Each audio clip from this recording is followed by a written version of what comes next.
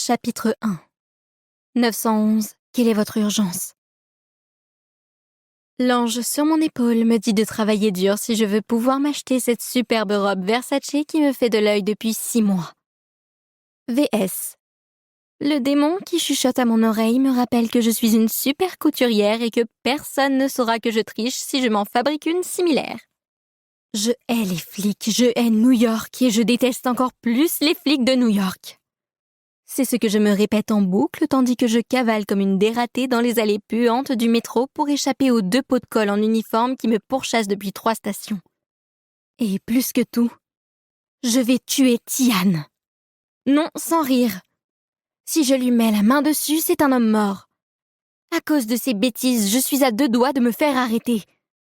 Pourtant, ce n'est pas faute de lui avoir répété que c'était dangereux de vendre des contrefaçons dans les brocantes de Central Park. Je savais que l'on s'attirerait des ennuis. Mais Monsieur Têtu n'a rien voulu écouter et voilà que je suis obligée d'user la semelle de mes loups-boutins préférés pour échapper à la police après avoir abandonné pas moins de 6 semaines de boulot.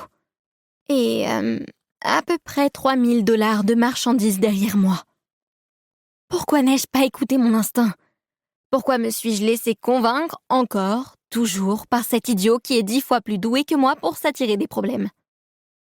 Parce que c'est la dernière personne qu'il te reste. Souffle une petite voix dans ma tête alors que je m'engouffre dans une rame bondée. Je la remonte en sens inverse et prie pour que les 2 agents n'aient pas le temps d'y monter.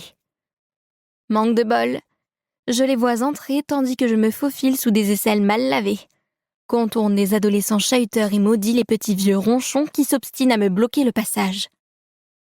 Après une bataille de coups de coude particulièrement meurtrière, désolée mémé, l'orange n'est pas une couleur qui me sied au teint.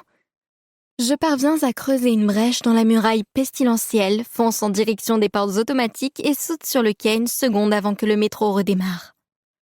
Avec un large sourire, je fais volte-face, adresse un petit coucou mesquin aux flics coincés de l'autre côté de la vitre, leur tire la langue et prend la poudre d'escampette. C'était moins une. Ma grand-mère doit probablement se retourner dans sa tombe, mais je suis la dernière caille en liberté depuis que maman a rejoint son frère en prison, alors. Hors de question de me faire arrêter. De toute façon, je n'ai rien fait de mal. Enfin, je veux dire, ok, j'ai copié le design de quelques sacs Louis Vuitton pour les revendre à des pigeons. Clients. Mais, et alors? Ce n'est pas comme si j'avais dévoré des bébés chats ou vendu de la drogue à des enfants. Il faut bien que je survive, moi. Et ce n'est certainement pas en travaillant à la caisse d'une... Pour continuer à écouter ce livre audio gratuitement, cliquez sur le lien dans la description et vous pourrez l'écouter en entier sans frais grâce à l'essai de 30 jours d'Audible.